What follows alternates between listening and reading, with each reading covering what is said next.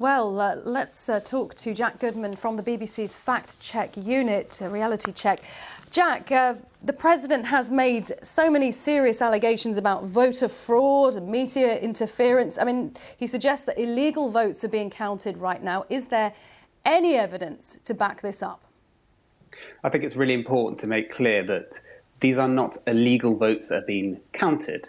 These are legitimate postal votes that are being counted at the moment and will continue to be. And it's really important to make that clear. There's no difference between the legal or the illegal. Now, the issue of voter fraud has come up again and again. And President Trump has frequently said that postal voting in particular leads to tremendous amounts of fraud. In fact, on his Twitter feed, he's mentioned this sort of issue or claims about rigging more than 70 times. So we've looked at the nationwide and state studies in electoral fraud, and the truth is it's incredibly rare. Yes, there are isolated examples, but overall it's very rare. And when it comes to this election, again, lots of accusations, allegations of fraud, but there's no evidence to say it's been really a major issue at all in this election.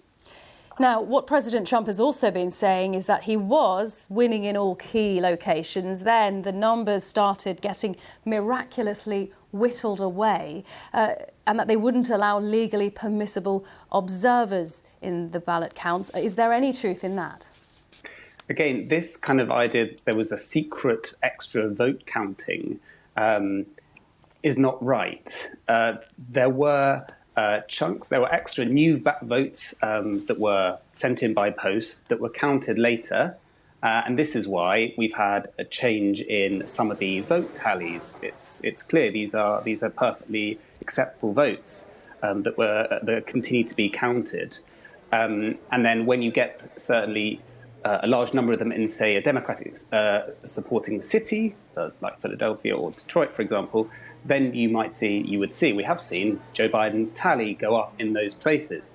Now, this is really important also to note that President Trump told his supporters to go out and vote in person, whereas Joe Biden advised his supporters to go to vote absentee, to vote by post.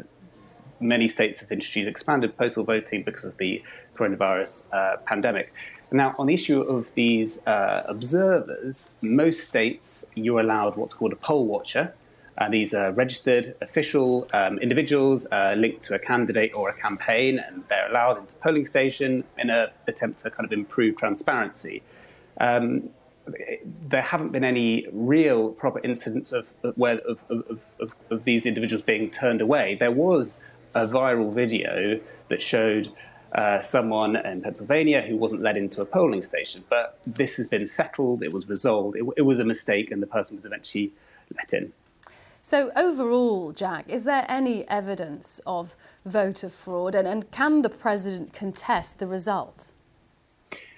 Again, so we've looked at some of the big accusations. Now, we have seen in the run-up to the election, there were kind of errors, maybe applications were sent out with some of the wrong details, those sorts of things.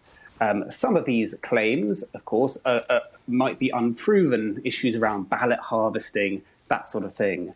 But in the last few months, there is no evidence of widespread fraud.